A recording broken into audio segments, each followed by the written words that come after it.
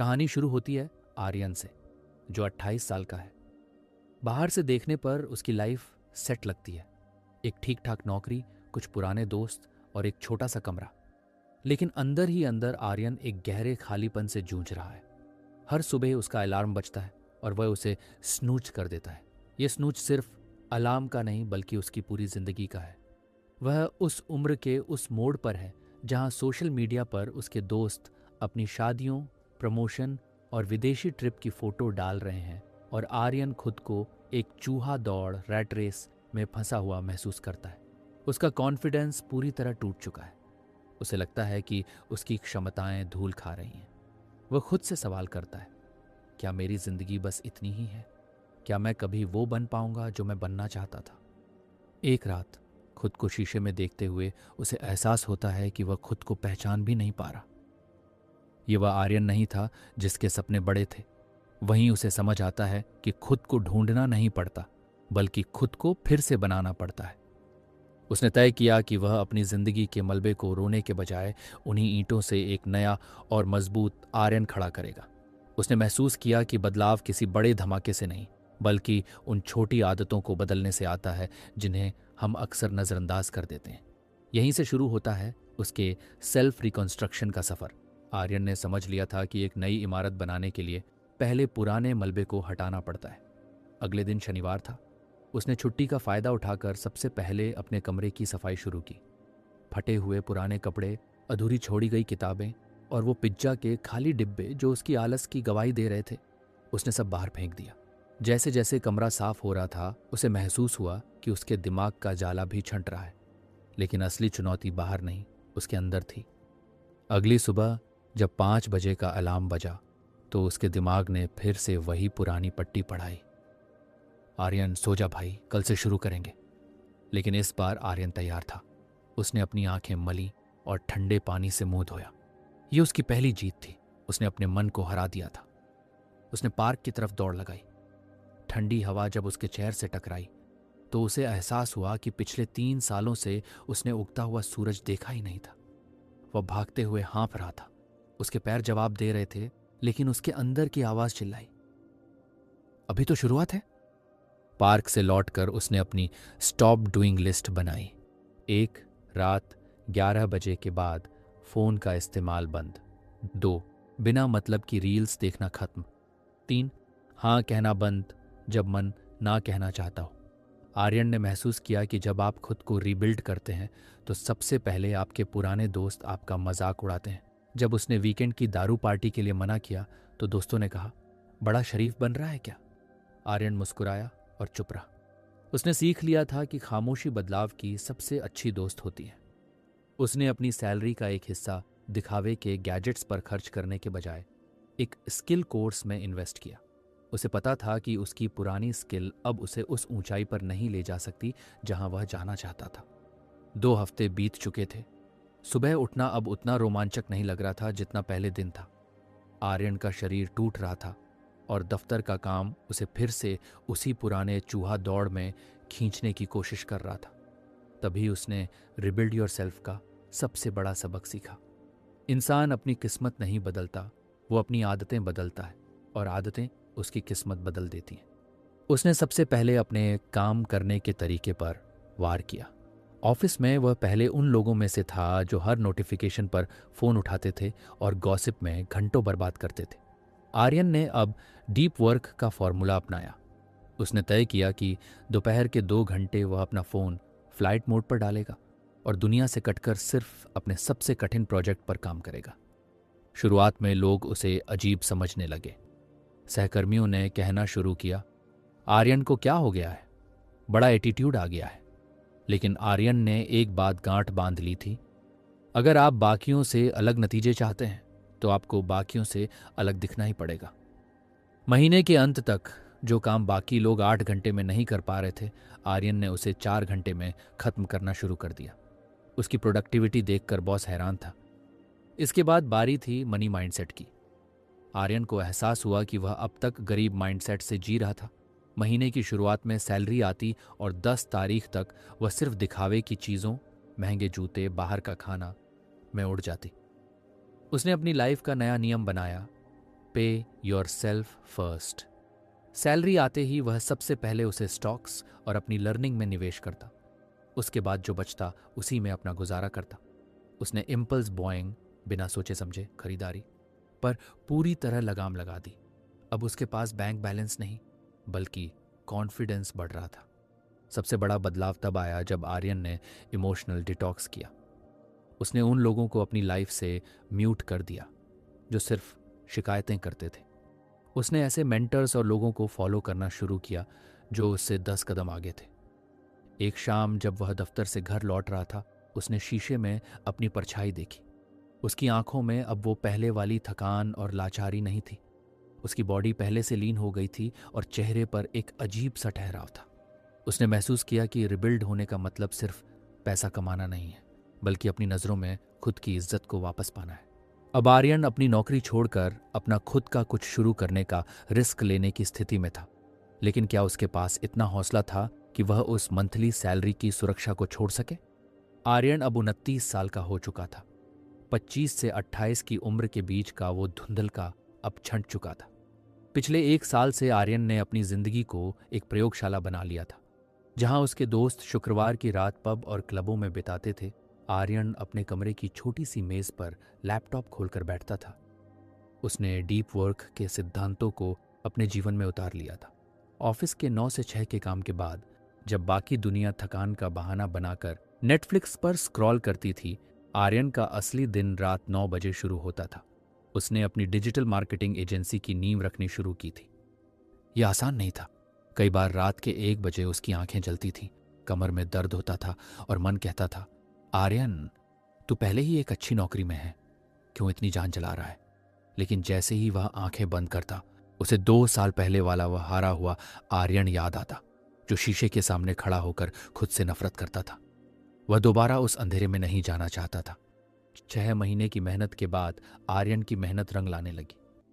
रात में किए गए ईमेल, कोल्ड कॉल्स और प्रोजेक्ट्स ने फल देना शुरू किया। एक सुबह जब आर्यन ने अपना बैंक बैलेंस चेक किया तो वह चौंक गया। उसकी साइड हसल से होने वाली कमाई उसकी ऑफिस की सैलरी के बराबर पहुंच गई थी। यही वो लम्हा था जहां अधिकांश लोग रुक जाते हैं। सुरक्षा और स्वतंत्रता के बीच की जंग शुरू हो गई थी। उसके मन में 2 आवाजें चल रही थीं। पहली आवाज, देख आर्यन, अब तेरे पास डबल इनकम है, इसी नौकरी में टिका रह, ऐश कर और साइड बिजनेस से एक्स्ट्रा पैसे कमा।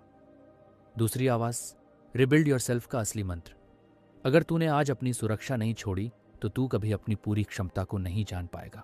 तूने खुद को रिबिल्ड इसलिए नहीं किया था कि तू एक डबल इनकम वाला चूहा बन जाए, बल्कि इसलिए किया था कि तू अपनी जिंदगी का मालिक बन सके। आर्यन ने एक गहरी सांस ली और अपना इस्तीफा टाइप किया। जैसे ही इस्तीफे की खबर फैली, आर्यन के फोन की घंटी बजनी बंद नहीं हुई। बेटा, दिमाग तो ठिकाने हैं, 29 के हो गए हो, अगले साल शादी करनी है, कौन लड़की देगा बेरोजगार को?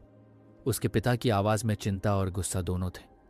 उसके पुराने दोस्त, जो अभी भी उसी सड़ांत वाली नौकरी में फंसे थे, बोले, भाई बहुत बड़ा रिस्क ले रहा है, मंदी आने वाली है, फंस जाएगा।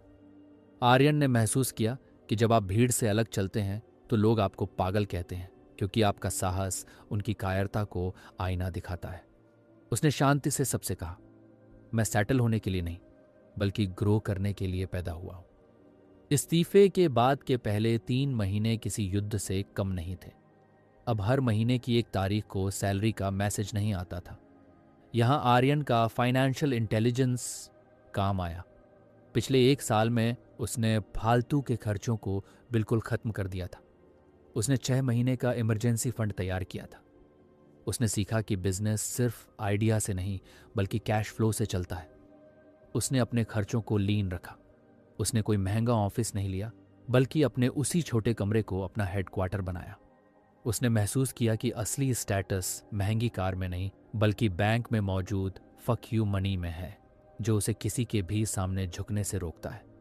आर्यन ने अपने पहले बड़े क्लाइंट के लिए दिन रात एक कर दिया। वह अब काम को सिर्फ खत्म नहीं करता था बल्कि क्लाइंट के बिजनेस को बढ़ाता था। उसने खुद को एक सर्विस देने वाले से बदलकर एक वैल्यू क्रिएटर बना लिया था।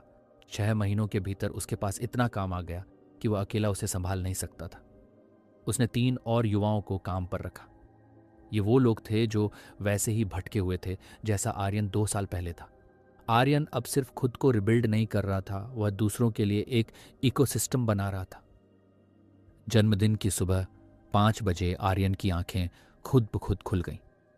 उसे अलार्म की जरूरत नहीं थी, क्योंकि उसका उद्देश्य उसे जगाने के लिए काफी था। वह बालकनी में आया। हाथ में गर्म कॉफी का मग था और सामने उगता हुआ सूरज। उसने महसूस किया कि उसका शरीर पहले से कहीं ज्यादा फिट था, उसका दिमाग शांत था और उसकी आत्मा संतुष्ट थी। 28 की उम्र में जो बोझ उसे अपनी छाती पर महसूस होता था, वह अब गायब था। उसने अपनी डायरी में 3 सबसे बड़े सबक लिखे जो उसने इस रीबिल्ड के सफर में सीखे थे। सबक 1, असफलता केवल एक फीडबैक है। जब उसके 2 बड़े प्रोजेक्ट्स फेल हुए तो आर्यन रोया नहीं। उसने डेटा देखा, गलतियां पकड़ी और अगले दिन फिर से शुरू किया। असफलता आपको खत्म नहीं करती, वह बस ये बताती है कि रास्ता गलत था, लक्ष्य नहीं। सबक 2, अकेलापन एक सुपर पावर है। जब आप खुद को बेहतर बनाने के मिशन पर होते हैं तो आपकी फ्रेंड लिस्ट छोटी होती जाती है। आर्यन ने सीखा कि सार्थक अकेलेपन, सॉलिट्यूड में जितनी ताकत है उतनी नकली सामाजिकता, सोशलाइजिंग में नहीं। सबक 3, सबसे बड़ा निवेश सेल्फ है। आर्यन ने स्टॉक्स में पैसे लगाए, लेकिन सबसे ज्यादा रिटर्न उसे उन किताबों, कोर्सेज और मेंटर्स से मिला जिन पर उसने खर्च किया था। आर्यन अब चूहा दौड़ का हिस्सा नहीं था, वह अब उस दौड़ का आयोजक था। उसने न केवल अपना बैंक बैलेंस बदला, बल्कि अपने काम करने के तरीके से अपनी आने वाली पीढ़ियों के लिए एक नई मानसिकता की विरासत छोड़ी। उसकी कहानी इस बात का सबूत थी कि रिबिल्ड करने के लिए आपको सब कुछ ढाने की जरूरत नहीं होती, बस एक मलबे में से सही ईंटें चुनकर नई दीवार खड़ी करने के साहस की जरूरत होती है। जब आर्यन अपनी पुरानी जिंदगी में था तब उसकी लव लाइफ एक त्रासदी थी। वह लोगों के पीछे भागता था क्योंकि उसे अकेले रहने से डर लगता था, लेकिन रिबिल्ड होने के बाद उसका आकर्षण बदल चुका था। उसकी मुलाकात स्नेहा से हुई, जो एक आर्किटेक्ट थी। स्नेहा उस पुराने हारे हुए आर्यन की तरह नहीं थी जिसे हर बात पर सहानुभूति चाहिए थी। वह भी अपनी लाइफ में हाई वैल्यू इंसान थी। उनके बीच का रिश्ता एक दूसरे की कमी पूरा करना नहीं था, बल्कि एक दूसरे के साथ ग्रो करना था। आर्यन ने स्नेहा को पहली डेट पर वह बात बताई जो शायद 25 साल का आर्यन कभी नहीं कह पाता। मैं अपनी ग्रोथ और अपने रूटीन को लेकर बहुत सीरियस हूँ। अगर तुम मेरी जिंदगी में आती हो तो मैं तुम्हें अपना वक्त दूंगा, लेकिन अपनी प्रगति की कीमत पर नहीं।